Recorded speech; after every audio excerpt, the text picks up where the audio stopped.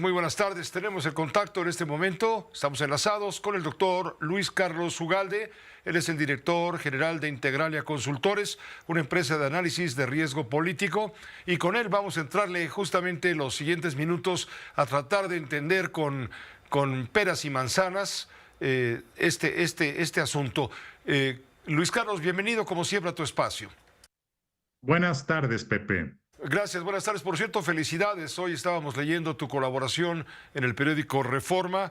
La purificación electoral se llama, tengo entendido.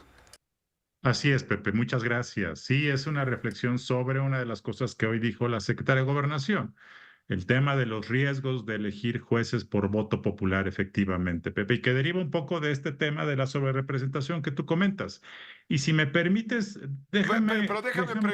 déjame preguntarte primero, nada más es una pregunta de alguien Claro. que, digamos, está observando las cosas y no las puede dejar pasar.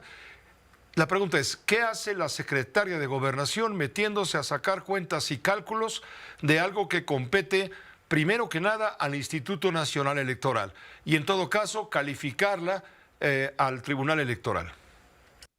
Me parece que es muy imprudente lo que hizo hoy y lo que hizo hace algunas semanas, cuando después de la elección salió a proyectar la distribución de diputados senadores. Esta es una facultad del Instituto Nacional Electoral y luego ahora sale a decir cómo debe ser la asignación de diputados de representación proporcional. No es su función, no es su labor, es una intromisión y me parece que el INE debería de hacerle un llamado, un exhorto a que por razones de prudencia y de respeto institucional no se meta a hablar de temas que no son sus facultades. A ver, ahora explícanos, por favor, ¿cómo se va a asignar aritméticamente la ocupación del Congreso, concretamente diputados y en su momento senadores? ¿Con qué recursos o qué reglamentaciones, legalización, es decir, normas legales, etcétera, cuenta el INE para decir a tal partido que tuvo tal cantidad de votos le corresponden tantos diputados y y a otro partido otro tanto? Te hago la pregunta con toda intención, a ver si nos explicas por qué, hasta donde entiendo, le están dando más diputados al Partido Verde, aliado de Morena y del Partido del Trabajo, que, por ejemplo, al Partido Acción Nacional, que tuvo la segunda votación como partido, no como coalición.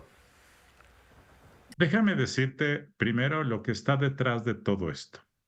Lo que ha hecho Morena, y lo hizo en 2018 y lo hizo nuevamente ahora, es tratar de envolver muchos de sus triunfos reales como si fueran camisetas o triunfos de otros partidos.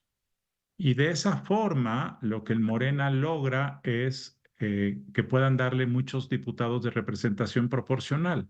En 2018 lo que hizo Morena es que mandó a muchos morenistas para que se pusieran una camiseta verde, perdón, que se pusieran una camiseta del PT o del Partido Encuentro Social, y de esa forma ganaban por otras siglas y ya que ganaban regresaban a casa. Y de esa manera lo que lograba Morena es que le tocaran lo mejor de los dos mundos, muchos diputados de mayoría y muchos diputados de representación proporcional. Hoy lo que hizo Morena es que le dio al verde la titularidad de muchos distritos, se llama siglado, es decir, aquí vamos juntos los tres, pero tú pones candidato y si ganamos, ese candidato diputado es tuyo. En otros puso como siglado al PT y en otros el siglado fue de Morena. En la mayoría de los distritos donde ganó presuntamente el verde o el PT, es decir, donde el siglado era PT y verde, realmente quien ganó fue Morena, Pepe, porque Morena es la marca conocida y para el PT y el verde, claramente ir junto a esta marca con tan buena reputación significa ganar. Entonces, quien ganó fue Morena.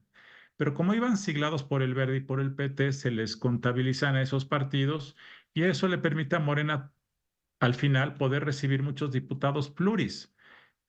Eso es, digamos, lo que está detrás. Entonces, en este momento, la discusión. A ver, entonces, a ver si me queda claro. El truco estuvo en que Morena le prestó figuras populares, arraigadas, en fin, en diferentes distritos electorales, se los prestó al Verde, se los prestó al Partido del Trabajo, los lanzan. De todas maneras gana Morena, porque se van a pasar a Morena, pero los lanzan y gana el Verde, gana PT, y gana la asignación de plurinominales con una mayor posibilidad, aunque haya ganado menos. Digamos que en muchos casos el Verde fue el que postuló al candidato, pero ese candidato ganó porque Morena es el que ganó los votos. Pero digamos que la titularidad de la candidatura era del Verde, aunque la mayoría de los votos eran de Morena. Pero como van en coalición, pues los votos se suman para el candidato y quien gana es el candidato que lleve la titularidad. Pero digamos, esa es la utilidad de una coalición para Morena. También lo hizo el PRI en 2015, por cierto. Es decir, esto no es nuevo. Lo que se busca con estas coaliciones es poder aprovechar la ventaja de los diputados plurinominales. Y en realidad esto sí retuerce un poco el origen de las pluris. Las pluris fueron creadas para compensar a los partidos minoritarios. Y en este caso los partidos minoritarios pues son los partidos de oposición. Pero en este caso los partidos de oposición están recibiendo menos pluris porque Morena, al haber, digamos, siglado muchos de sus triunfos como si fueran del Verde y del PT, tuvo acceso a muchos pluris también. Entonces, esos pluris que hoy recibe Morena en realidad debiesen ser para compensar la fuerza de los partidos minoritarios. Lo que está ocurriendo, y ya en números más claros, es que Morena y sus aliados recibieron 54% del voto, pero van a tener 73% de los diputados. Y en cambio la oposición recibió 46% de los votos, pero solo va a obtener 25% de los diputados. Esa sobre y subrepresentación es una distorsión del sistema, es una distorsión, digamos, legalizada, pero esto claramente creo que la discusión es la siguiente.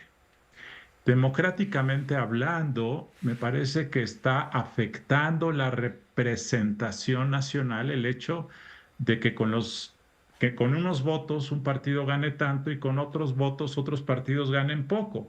Dicho de otra manera, el resultado de la votación de diputados fue 54-46. Eso, digamos, en términos futbolísticos hubiera sido el marcador 5-4. Pero el resultado final en número de diputados va a ser 7-2. Entonces, esta distorsión me parece que merece una reflexión. Y yo creo que democráticamente hablando, lo correcto, lo que debe hacerse es tratar de interpretar la norma a la luz de la realidad de 2024. Y quiero decir algo que es muy importante. Cuando la legislación de la sobrerepresentación se hizo en los años 90, el PRI era el partido grandote, el partido hegemónico, al cual todos querían limitar. Y la disposición que empujó la izquierda en aquel momento y el PAN en aquel momento es que ningún partido político podría tener más de 300 diputados o más del 8% de sobrerepresentación. Y se hablaba de partidos porque en aquella época no había coaliciones. El PRI, competía y ganaba por sí mismo.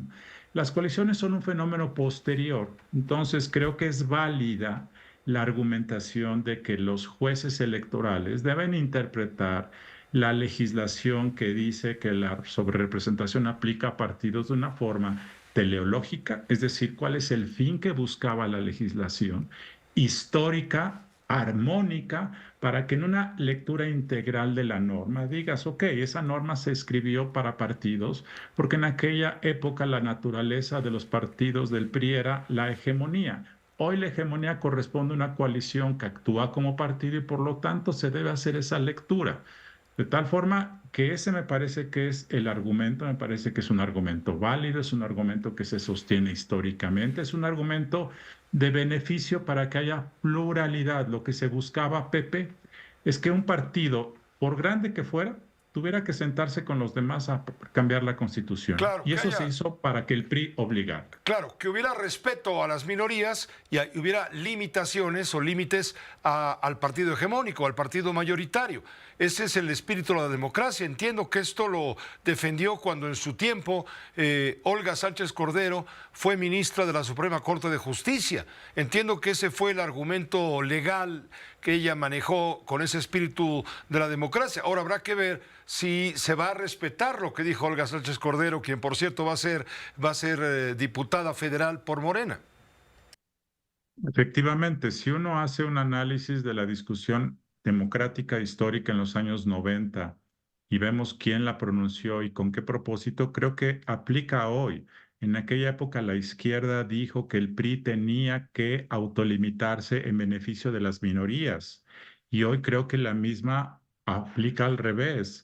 La izquierda o una parte de la izquierda que hoy está en Morena, que ahora es una hegemonía, es importante que permita que para cambiar la Constitución, que es el marco constitucional, tenga que estar obligada a negociar con otras fuerzas. Lo mismo que se pidió antes debe aplicar ahora, porque reitero, el Morena, el Verde y el PT actuaron como partido, han hecho la misma oferta política, han propuesto las mismas ideas y van a actuar al unísono. Entonces, me parece que es lógico que bajo esa lógica se trate de hacer esta interpretación armónica, sistemática, teleológica, histórica, que es lo que corresponde a los jueces electorales. Si hubieran competido en alianza, no 3, sino 4 o 5 partidos, vamos a poner 4 partidos, le hubiera tocado no un 25, un 24% de sobrerepresentación a Morena, le hubiera tocado un 32% de representación. O lo mismo, si hubieran sido las otras coaliciones, hubiera sido lo mismo. Es lo que está pasando. No hay forma de parar esto. Estas argumentaciones tendrán que ser valoradas por el Instituto Electoral. Bueno, el Instituto aplica la norma, pero el tribunal en un momento dado, ante las controversias que suscite, van a tener la última decisión. Ya es un tribunal cuya sentencia será inapelable. Estos argumentos tendrán peso en el momento en que el tribunal se haga cargo de esta situación. Es cuestión de unos días. Déjame explicar nada más la secuencia de tiempos. En este momento el INE está esperando que se resuelvan impugnaciones de la elección de diputados federales. Sí. Cuando estos recursos, estos juicios terminen, entonces el INE asignará los diputados plurinominales con base en cuántos diputados de mayoría ganó cada partido. Eso podrá hacerlo el INE hasta el 23 de agosto como fecha límite. Una vez que el INE asigne, y seguramente el INE va a asignar con el criterio literal de la norma, que la sobrerepresentación aplica por partido, no por coalición. En ese momento, en el mes de agosto, entonces los partidos de oposición podrán impugnar esto. Incluso los ciudadanos podrían impugnarlo diciendo que esto afecta su derecho a un voto representativo y a una representación nacional. Podría también darse esa figura jurídica, pero entonces los partidos podrán impugnar y entonces el Tribunal Electoral, haciendo uso de sus facultades finales de interpretación jurídica de la Constitución, podrían hacer esta lectura. También pueden hacer la lectura más simple, decir, así dice la norma, punto final. ¿Qué es lo más probable que ocurra? Pues en este momento de una enorme presión política, lo más probable es que los jueces decidan que mejor hacen una lectura literal de la Constitución. Pero en un momento como este, creo que es importante esta lectura democrática, porque al final creo que le conviene al próximo gobierno que sea esto. Al próximo gobierno le conviene que haya ciertos resortes de oposición.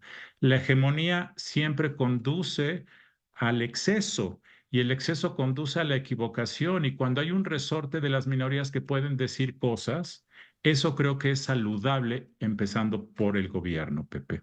Muchas gracias, doctor. Muchas gracias por ayudarnos a entender un tema ciertamente complicado, pero en el cual estamos empeñados en adentrarnos y poderlo explicar lo mejor posible para que nos favorece con su atención. No es un tema sencillo, no es un tema vendedor desde el punto de vista contenido, pero sí es un tema políticamente urgente, es un debate muy intenso, porque de ahí depende el futuro de nuestra democracia en muchos sentidos. Gracias, Luis Carlos. Gracias, Pepe. Buenas noches. Gracias, buenas noches. El doctor Luis Carlos Ugalde, director general de Integral.